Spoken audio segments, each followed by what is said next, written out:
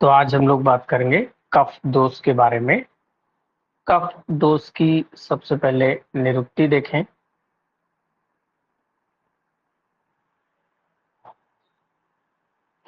तो कफ बताया गया है, अमरकोश ने बताया है कि केन जलेन फड़त इत कफा।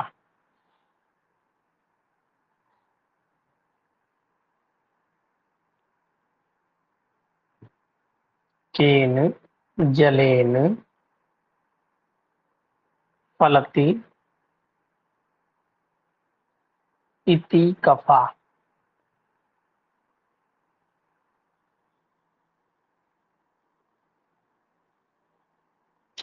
तो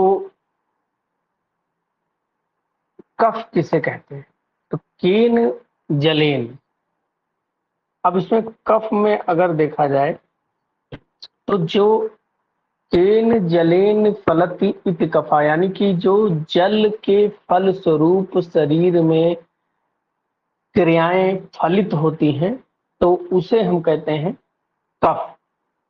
जैसे अगर कफ में देखा जाए तो का से जल होता है और फा से फलित होना, फा से क्या होता है? फलित होना। तात्पर्य क्या हुआ कि जलीय तत्व के प्रभाव से जो अनेक परिणाम उत्पन्न करने की क्षमता रखते हैं।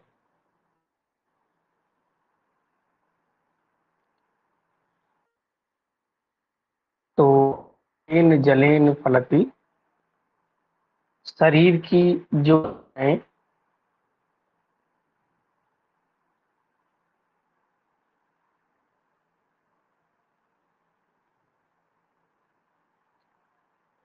जलीय धातु से फलित होती हैं,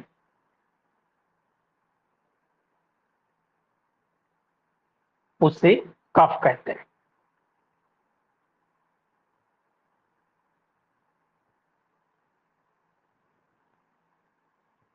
तो उसे कफ कहते हैं। कफ ने भी एक निरुक्ति दी है।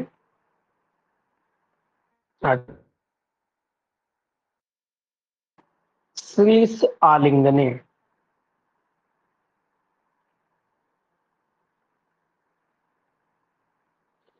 श्लीष आलिंगने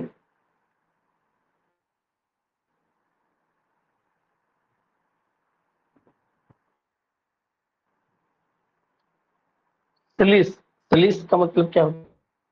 कफ जैसा जो होता है श्लेष्मा। तो ये श्लेष्मा कफ की व्याख्या है श्लीष आलिंगने।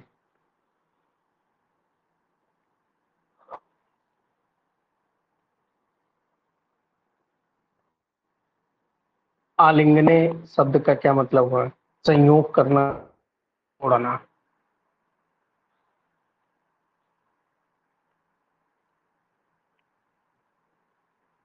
संयोग करना या जोड़ना।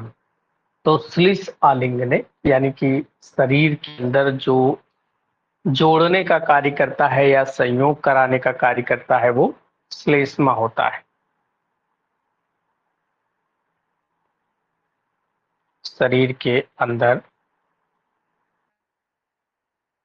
जोड़ने या संयोग का जो कार्य करता है उसे श्लेष्मा कहते हैं। श्लेष्मा यानी, अब जोड़ने का कार्य, जैसे सेल आपस में जुड़ी होती हैं तो एक दूसरे से जब कार्य होता है वो प्रॉपर तरीके से फलीभूत होता है। कहीं कहीं पर कफ के लिए बलास शब्द का भी प्रयोग आया है।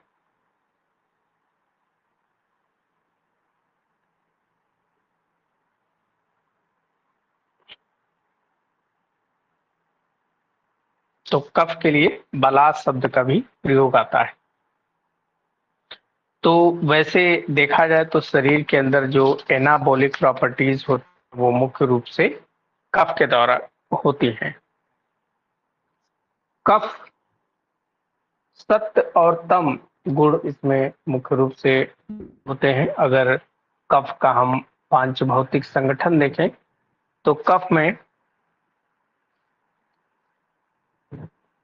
पृथ्वी और जल महाभूत से मिलकर बना होता है और यहाँ पर सत्व तमो गुण बहुला।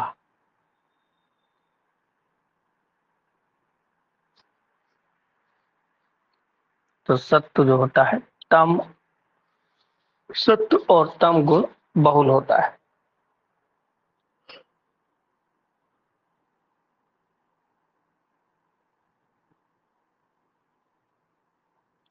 कफ का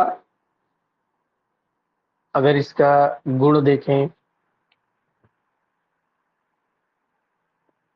इसके गुण और स्थान,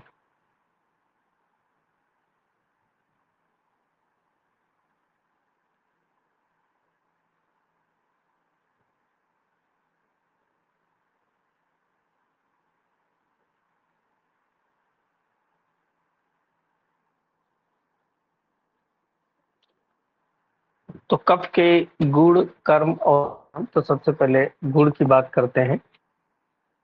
गुरु, मृदु, स्निग्ध, सात गुण बताए गए हैं।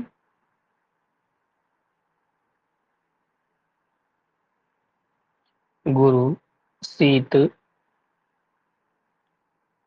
मृदु, स्निग्ध,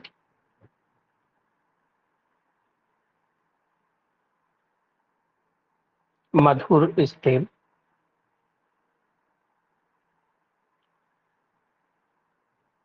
पिछल,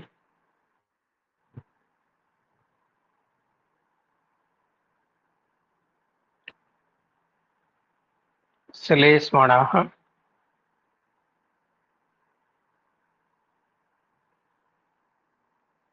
प्रशमनम यान्ति,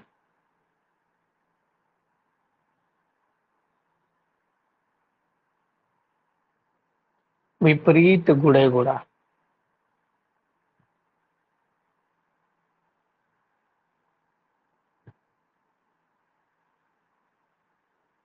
विपरीत गुणे गुणा। तो यहाँ पर कफ के गुण बताए गए हैं कि कफ जो होता है, गुरु, शीत, मृदु,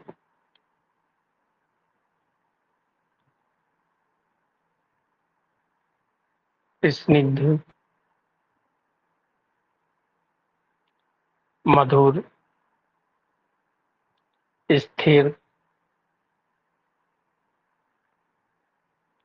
पिछल। ये जो सात गुण बताए गए हैं ये कफ के होते हैं। गुरु, शीत, मृदु मतलब मुलायम, स्निग्ध स्नेह युक्त, मधुर मीठा जैसा, स्थिर और पिछल चिपचिपा सा होता है। और साथ ही साथ क्या बताया गया है कि इन गुणों के विपरीत,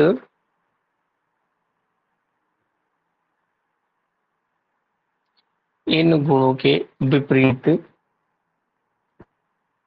द्रव्यों से कफ शांत होता है।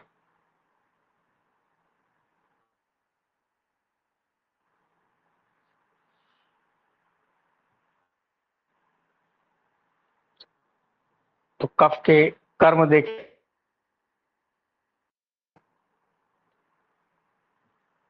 तो कफ के कर्म में स्नेहा,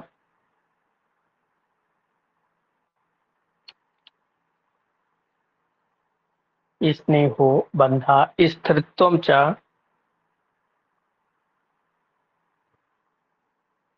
गौरवम, वृषता बलम।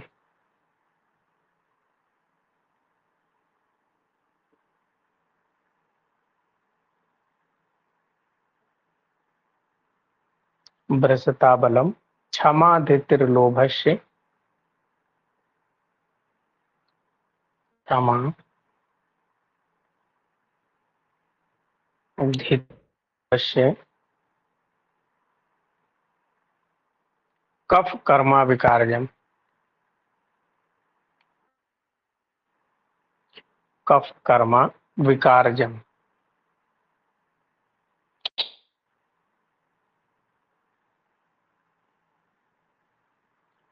तो कफ के कर्म क्या होते हैं शरीर के अंदर? तो स्नेह, शरीर का स्नेहन, बंध, बंध यानी कि शरीर को बांधना।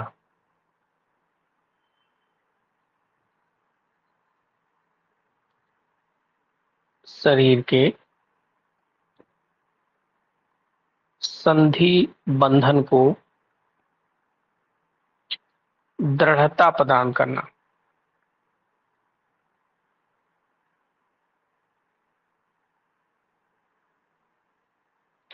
उसके बाद में स्थिरता, और उन संधि बंधनों को स्थिरता प्रदान करना। गौरव यानी कि गुरुता, शरीर के अंदर जो भारीपन होता है। वृश्यता, वृश्यता मतलब मैथुन शक्ति को बढ़ाना, ये कफ का कार्य है। बल, क्षमा, धृति, धृति कहते हैं धैर्य को, और आलोह, आलोह मतलब लालच मत करना।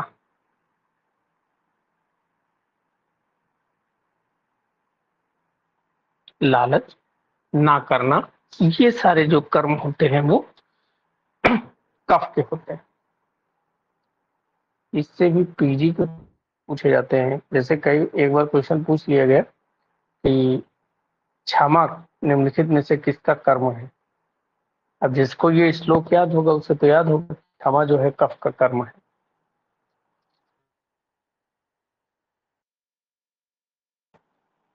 इसके अलावा कफ के स्थान अगर देखा जाए,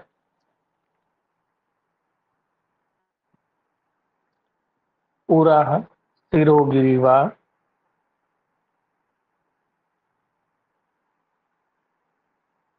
पूरा शिरोगिरीवा, पर्वाण आमाशयो,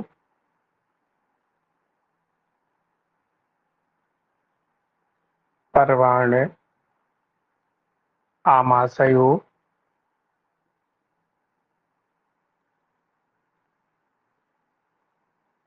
मेदस्य, श्लेष्म स्थानानि,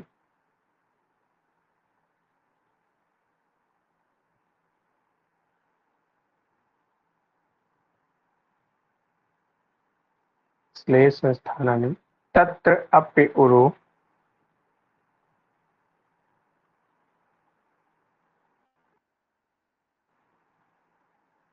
विशेषण श्लेष्म।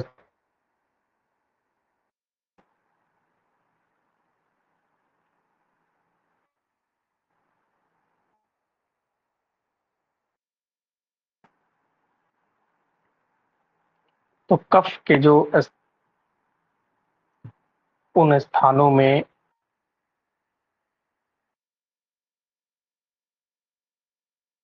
या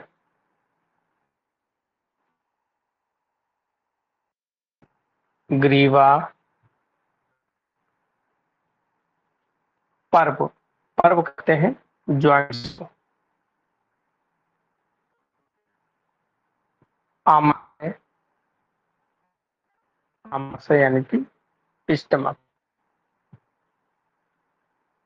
मेद में भी कफ होता है, और विशेष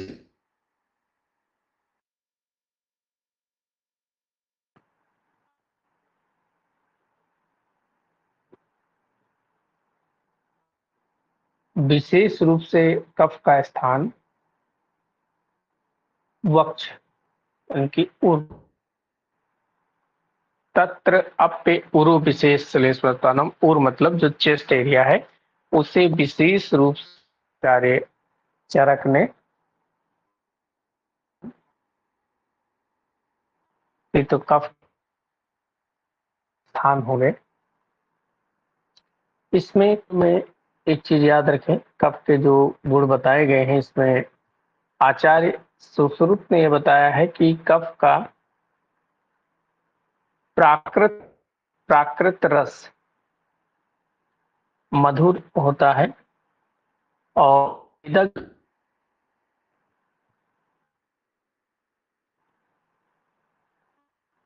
लवण रस हो जाता है। तो कफ का प्राकृत अवस्था में मधुर रस होता है और विदग्ध अवस्था में लवण रस हो जाता है। नेक्स्ट, कफ के भेद देखें।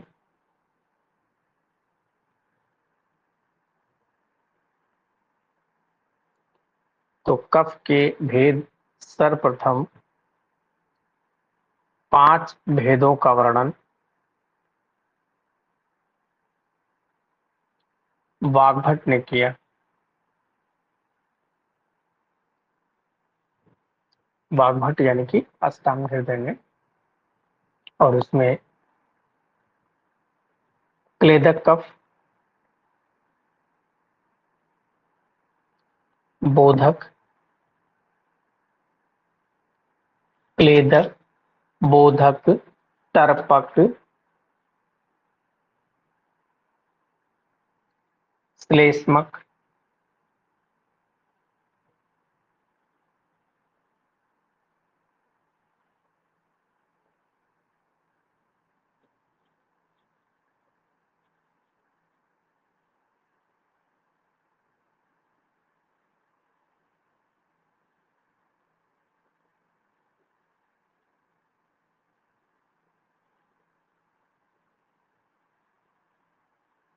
और अवलंबक।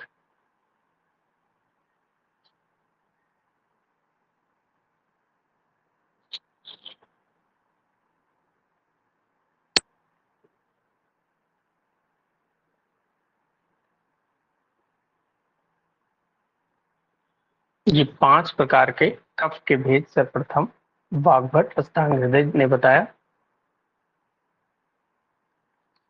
क्लेदक, क्लेदक कफ कहाँ रहता है?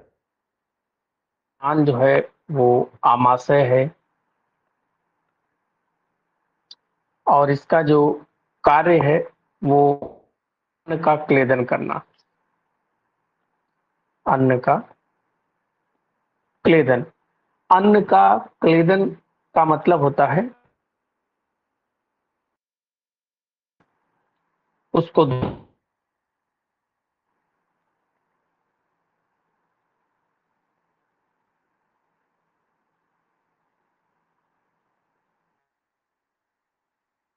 संघात दूर करना।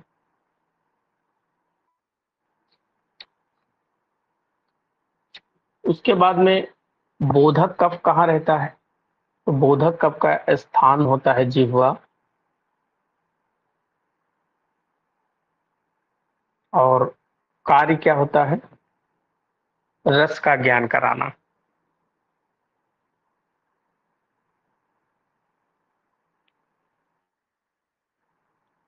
रस का ज्ञान करण, जैसे कई बार क्या होता है कि अगर आप कोई सॉलिड चीज जीभ पर रख लें तो उसका टेस्ट नहीं मिलेगा, जब वो थोड़ा सा गीला हो जाता है तभी उसका टेस्ट मिलता है। तो वो जो गीला करने का काम है वो बोधक कफ का है।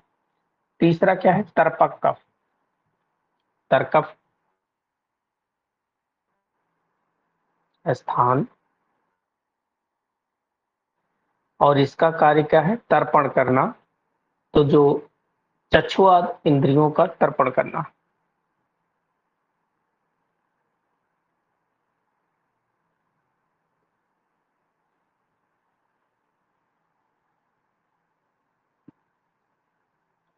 तीसरा है श्लेष्मक कफ। श्लेष्मक कफ, श्लेष्मक कफ कहाँ रहता है? संधि,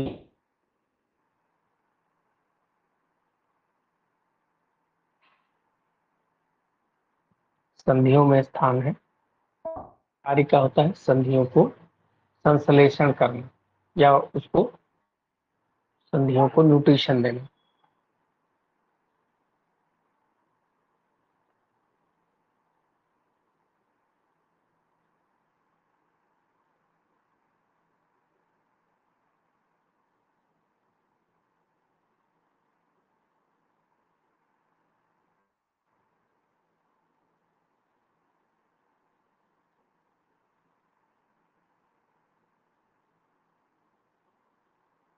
संधियों को जोड़न। और अवलंबक कफ, इसका स्थान है हृदय।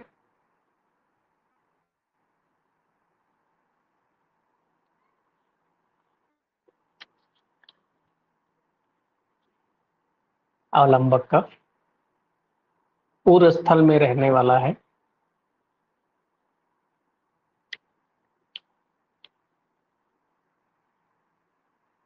स्थान कहाँ है? पूर्व चेस्ट एरिया में। क्या है? अपनी शक्ति से, अपनी शक्ति या वीर्य से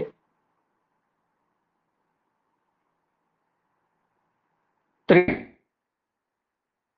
त्रिक यानी कि जहां पर गर्दन और बाहु यानी कि जो स्टर्नम और क्लेविकल आपस में मिलते हैं वो भी त्रिक प्रदेश है। तो त्रिक और अन्य वीर से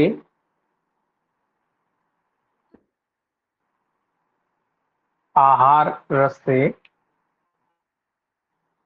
हृदय को, हृदय को तथा स्थानों को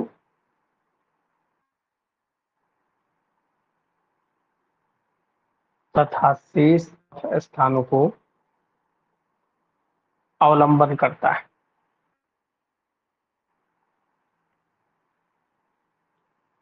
अवलंबन करता है, अवलंबक मतलब पोषित करता है।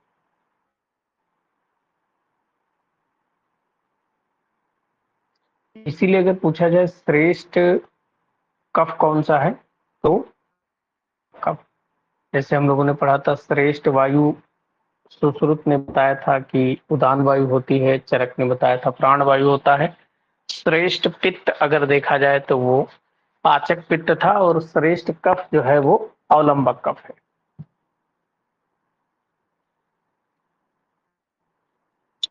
तो ये कफ के, अब इनको आधुनिक दृष्टिकोण से अगर देखा जाए तो जैसे श्लेष्मक कफ है, इसको हम लोग मान सकते हैं कि साइनोवियल फ्लूइड है जो जॉइंट्स में रहता है। और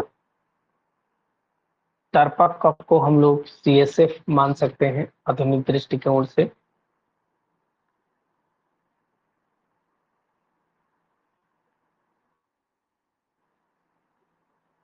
और बोधक कफ जो है वो mucus.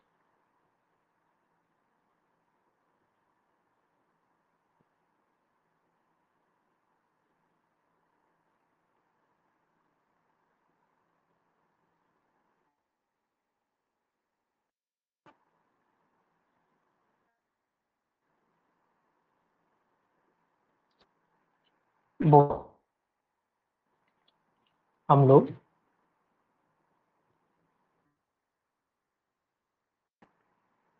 Serous secretion, serous gland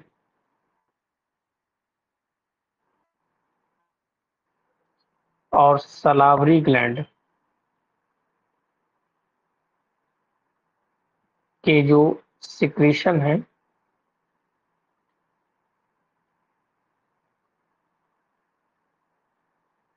इस सिक्रेशन को बोधक कफ मान सकते हैं।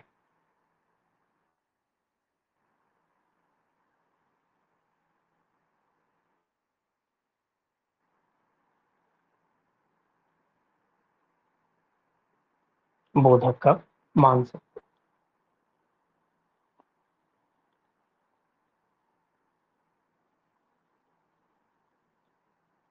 क्लेदक कफ क्या होता है? तो क्लेदक कफ जो म्यूकस होता है,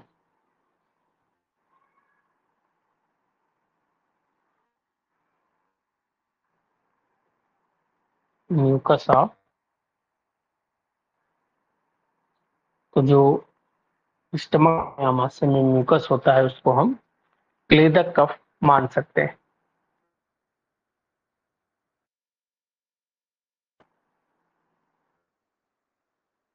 अवलंबक कफ किसको मानेंगे? तो जो लंबक कफ वाले कॉलम में ये पेरिकार्ड और ट्यूलर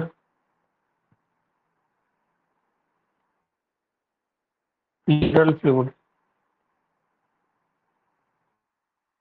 ये हम मान सकते हैं कि अवलंबक कफ प्लूरल फ्लूइड प्लूरल कैविटी रहता है चेस्ट एरिया में, और पेरिकार्डियल फ्लूइड जो होता है वो हार्ट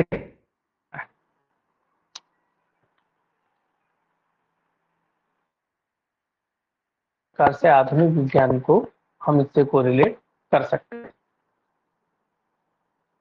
तो वात पित्त कफ तीनों में आ ही जाता है।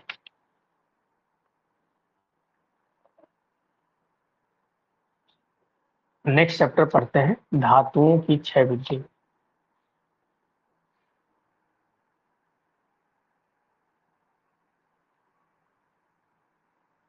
धातु दोष क्षय वृद्धि।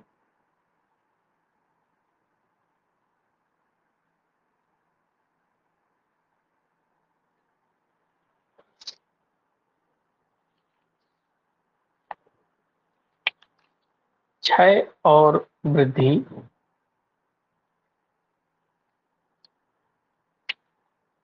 कैसे पहचानेंगे कि ये क्षय हो गया, ये वृद्धि हो गई? तो दोषों के जो लक्षण है, दोष अपने जो लक्षण प्रदर्शित करते हैं, अगर उन लक्षणों में कोई कमी आ जाए तो इसका मतलब वो दोष क्षय हो गया। उन लक्षणों में कोई अधिकता आ जाए, इसका मतलब वो दोष बढ़ गया। तो दोषों के लक्षणों के बढ़ने और घटने से ही क्षय और वृद्धि पता चलती है कि ये दोष क्षय हो गया, ये दोष घट गया है, ये बढ़ गया है। तो इसमें क्षय की बात करें सबसे पहले,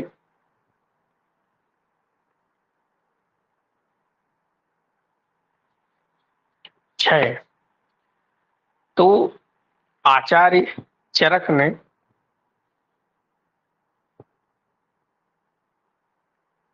बताया 3 दोष का क्षय, 7 धातु का क्षय और 3 मल, स्वेद, मूत्र और पुरुष। 3 दोष वात पित्त कफ, 7 धातुएं और 3 मल, तो इनका जो क्षय है तो टोटल 13 प्रकार का,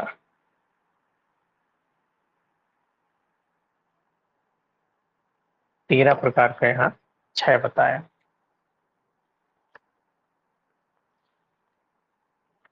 फिर सुश्रुत ने क्षय 2 प्रकार के बताए, अनुलोम क्षय और प्रतिलोम क्षय। अनुलोम क्षय और प्रतिलोम क्षय। अनुलोम मतलब जब पहले रस धातु क्षय हो, रस धातु के बाद में फिर रक्त धातु, क्योंकि रस से रक्त बनती है, तो उसका क्षय हो जाए।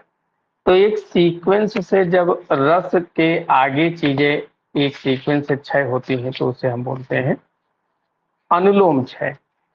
और प्रति का मतलब होता है उल्टा, यानी कि पहले शुक्र क्षय हो, शुक्र क्षय होने के बाद में मज्जा क्षय हो, मज्जा के बाद फिर अस्थि, फिर मेद, उल्टा डायरेक्शन से जब क्षय होता है तो उसे हम प्रतिलोम क्षय कहते हैं। तो सुश्रुत के अनुसार क्षय जो होते हैं वो अनुलोम और प्रतिलोम होते हैं।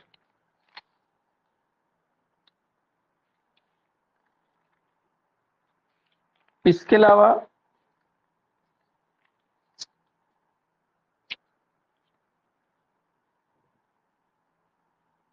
यहाँ एक चीज करेक्ट कर लें कि आचार्य चरक ने 6 बताए हैं 18 प्रकार के। 3 मल नहीं, मल 7 हैं और एक ओज 6। तो आचार्य चरक ने 3 2 7 धातु 7 मल एक ओज 6 बताया, जबकि सुश्रुत ने 2 और सारंगधर ने 6 के 5 भेद बताए। कौन कौन से? वात 6, पित्त 6, कफ, वात पित्त कफ और सन्निपातज 6,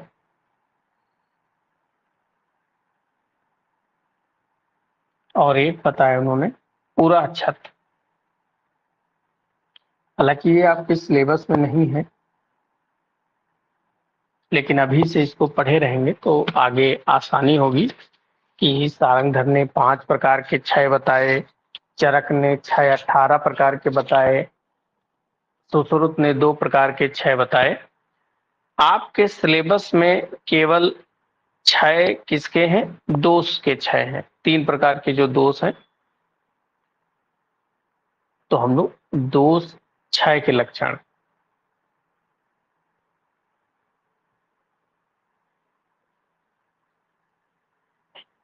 वात पित्त और कफ।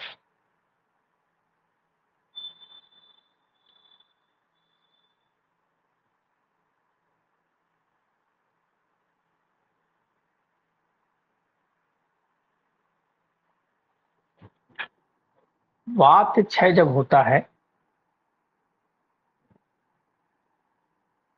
तो उसमें मंद चेष्टा,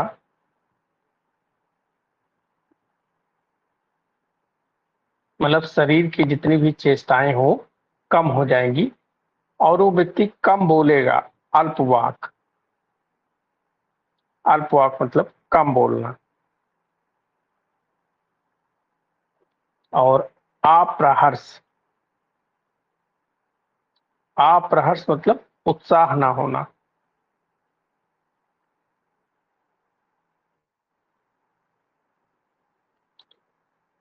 मूढ़ संज्ञता, मूढ़ संज्ञता मतलब ज्ञान।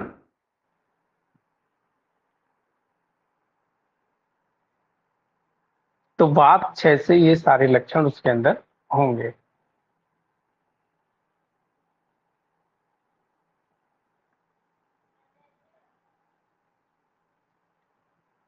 जबकि पित्त के 6 से क्या लक्षण होंगे? पित्त 6 से मंद ऊष्मा,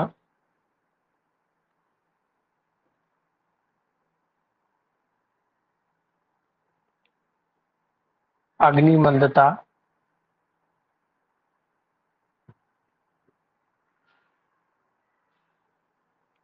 और निष्प्रभा। निष्प्रभा मतलब शरीर की कांति का नष्ट हो जाना, मतलब जो सुंदरता है वो कम हो जाएगी।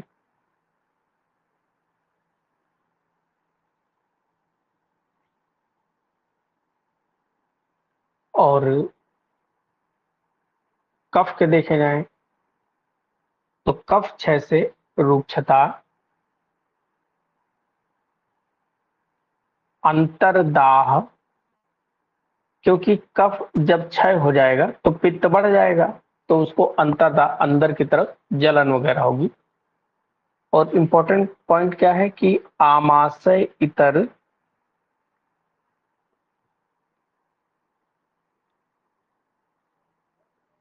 आमाशय इतर श्लेष्म शून्यता। आमाशय इतर मतलब आमाशय के अलावा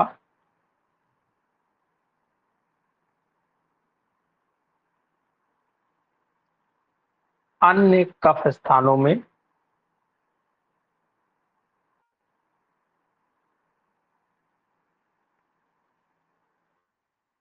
शून्य हो जाना।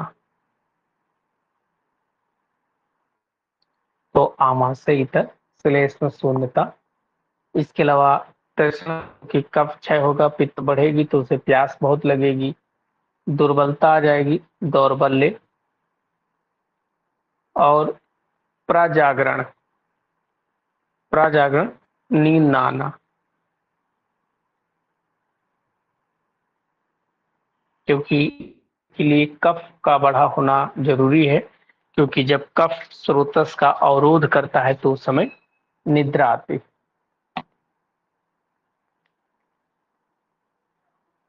फिर वृद्धि के लक्षण देखे जाएं।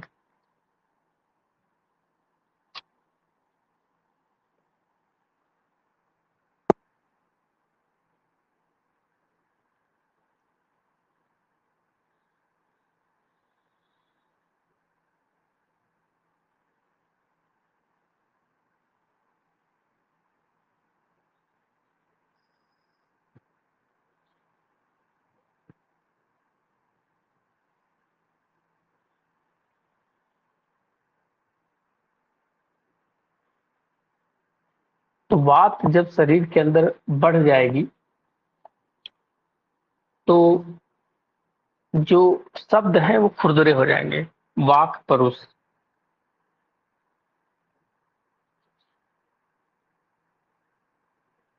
वाक्य पारुष्य, शब्दों का रूखा होना। अब शब्दों का रूखा होने से क्या मतलब है? जैसे कोई बोल रहा होगा तो जैसे गला सूख नहीं जाता है, तो बोलते बोलते उसकी आवाज एकदम भरभराहट जैसे हो जाती है, तो उसे कहते हैं वाक परुष। इसके अलावा कृशता, कृशता मतलब दुबलापन, शरीर उसका पतला हो जाएगा। काष्ण, काष्ण मतलब शरीर जो है काला पड़ जाए।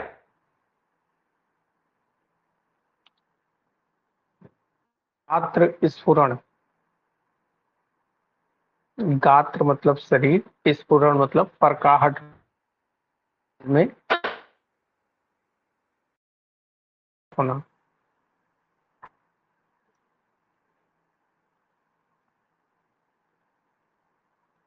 फिर उसके बाद में उष्ण कामिता, उस गर्म चीजें खाने की इच्छा।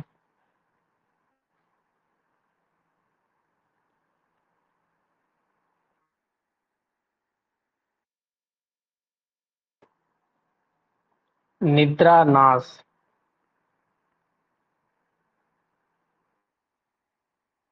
तो हो जाना, यानी कि उसको नींद भी नहीं आएगी, निद्रा नाश।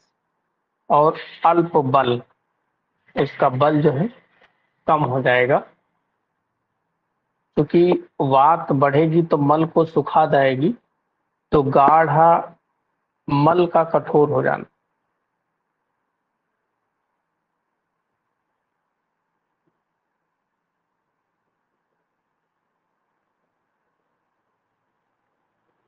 मल का कठोर हो जाना। पित्त जब बढ़ेगा तो उसके लक्षण क्या होंगे? पीत अवभासता, यानी कि पूरा शरीर पीलापन लेकर लगेगा। पीत अवभासता, शरीर का पीलापन लगना।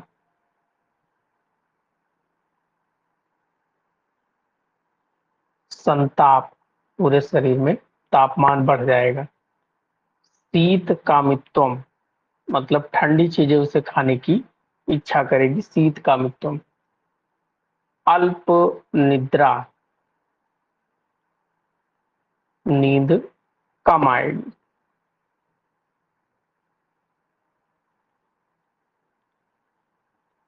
मूर्छा, बलहानि,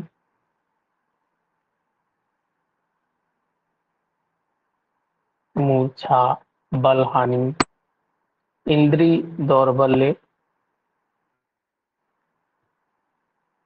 इंद्री दौर्बल, इंद्रियां जो हैं वो दुर्बल हो जाएंगी। और पीत विड़ मूत्र नेत्र, पीत बीड़, मूत्र, नेत्र। बीड़ का मतलब होता है मल या पुरीस, मूत्र और नेत्र का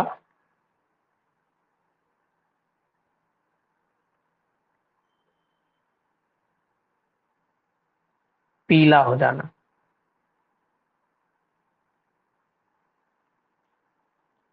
कफ का देखें, अगर कफ शरीर के अंदर बढ़ जाए तो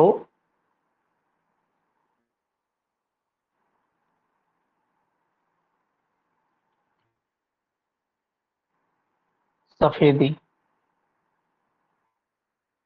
सफेद होते हैं। शैत्यम, मतलब ठंडा या शीतल, तो शरीर जो है वो ठंडा ठंडा लगेगा हमेशा। स्थैर्य, शरीर में स्थिरता आ जाएगी, भारीपन आ जाएगा, गौरव, अवसाद हो जाएगा। तंद्रा, नींद बहुत आएगी, बैठे बैठे झपकी लेना तंद्रा कहलाता है। संधि, अस्थि, संधि, अस्थि, विश्लेष, यानी कि जॉइंट्स डिसलोकेशन, जॉइंट्स का डिसलोकेट हो जाना। जॉइंट्स डिसलोकेशन, अस्थि संधि जो है एक दूसरे से दूर हो जाएंगी अगर कफ बहुत ज्यादा बढ़ जाए शरीर के अंदर। तो ये वात पित्त कफ वृद्धि के लक्षण देखिए इसमें, जैसे वात में देखिए निद्रा नाश लिखा हुआ है, पित्त में देखिए अल्प निद्रा होगा, और कफ में तंद्रा, बहुत ज्यादा निद्रा। तो ये यही क्वेश्चन पीजी में पूछे जाते हैं कि निद्रा नाश किस दोष के वृद्धि का लक्षण है। तो बड़ा कंफ्यूजन भी होता है कि वात वृद्धि का है कि पित्त वृद्धि का है, या संधि अस्थि विश्लेष किसका लक्षण है। तो इस तरह के क्वेश्चन पीजी में पूछे जाते हैं। अभी से अच्छे से पढ़ाई करते रहेंगे तो आगे ये सारी चीजें याद होती रहेंगी। ठीक है, तो हम लोगों ने दोष पढ़ लिए, उनके भेद पढ़ लिए, उनके गुण कर्म स्थान पढ़ लिए, दोषों की क्षय वृद्धि पढ़ लिया। अब नेक्स्ट चैप्टर जो है आहार से संबंधित होगा, उसके बारे में हम लोग कल पढ़ेंगे। आज इतना ही।